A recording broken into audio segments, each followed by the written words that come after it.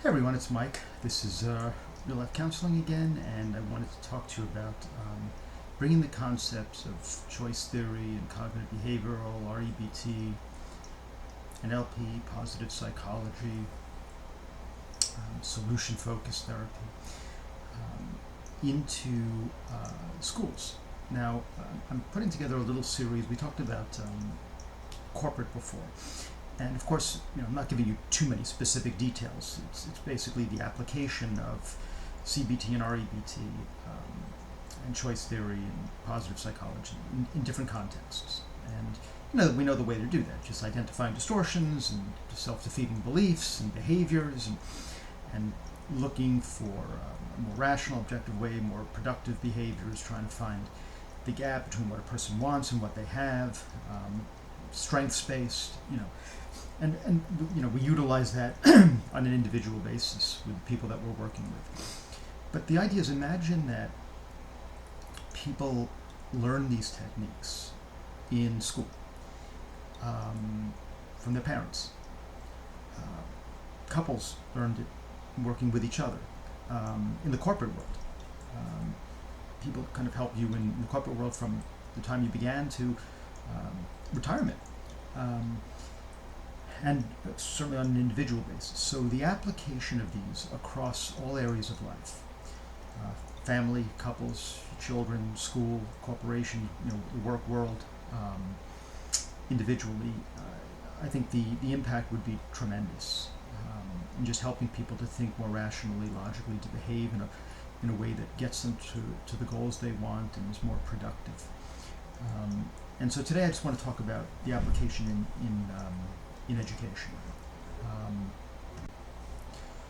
So in school, we could help students learn to have more self-confidence, self-esteem, self-acceptance, to not beat themselves up, worry that nobody likes them, and that they don't have the social skills that they need. There are a number of books that have been written. I'll show you several. William Glasser wrote Choice Theory in the Classroom.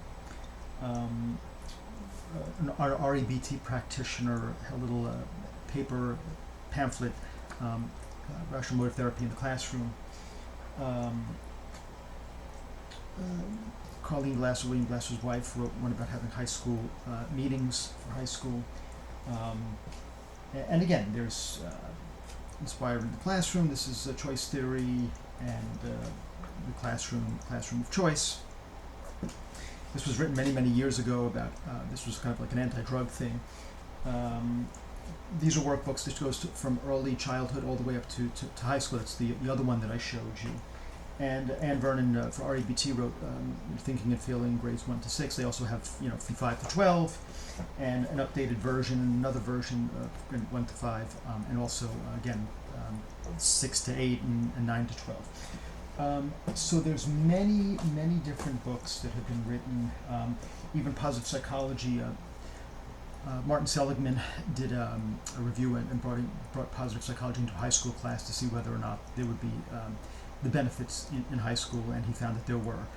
I even wrote a book, Choosing to Succeed, applying positive psychology, choice theory, and CBT, REBT into the classroom, but not teaching it. So a lot of these different programs, you actually teach it formally. It's almost like maybe there's an advisory class or a homeroom or a special class or maybe an after-school program. The book I wrote is how to incorporate this actually into a lesson plan.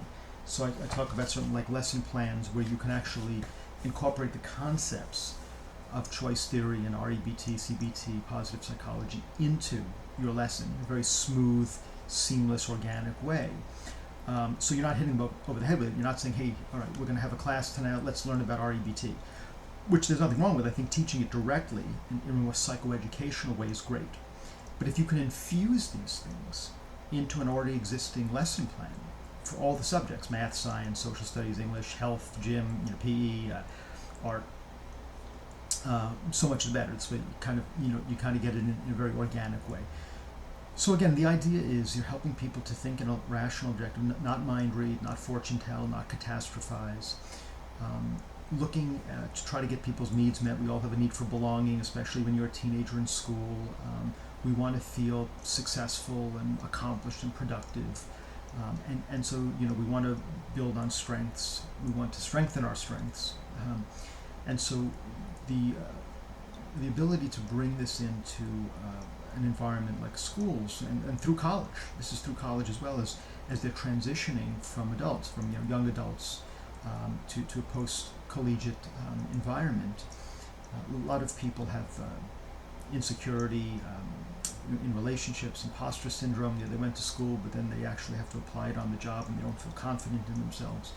So I think that if we were able to bring a lot of the things that we know from therapy, from again cognitive behavior modification, now called behavioral activation, even NLP, which is a more language based treatment, I think it could go a long way to helping people feel more confident and competent and successful. So in addition to the corporate world, if students had it from the time they entered in kindergarten or even preschool all the way up through college, and then it continued through human resources departments in corporations and businesses, and again, not as a cult or as an ideology, just as a way of thinking in a more objective, rational, logical way that has a lot of research behind it.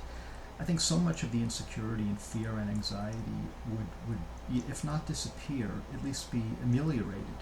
I'm going to talk next time about how parents, as a parent, that you're the first person that your child knows, and if as a child you help them develop throughout the course of their life, and you use these techniques in your parenting skills. I'm going to talk about that next, and then even as a couple within your relationship, using that, so it's a great role model. So not only does it benefit you, but it's a role model for your children. So I'm going to talk about parenting and then using it with a couple in relationships, even with friends actually, as well. So I hope you enjoyed this, and I hope it inspires you to research this more. And maybe if you're a teacher, someone is a teacher, or you're doing homeschooling.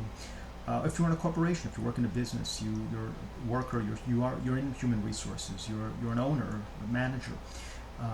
I hope this can be of some kind of resource and help, and it inspires you to maybe investigate a little bit more, and maybe make a difference in the lives of students and children, and even in your employees and workers. I hope it was helpful, and I look forward to seeing you next time. Bye-bye.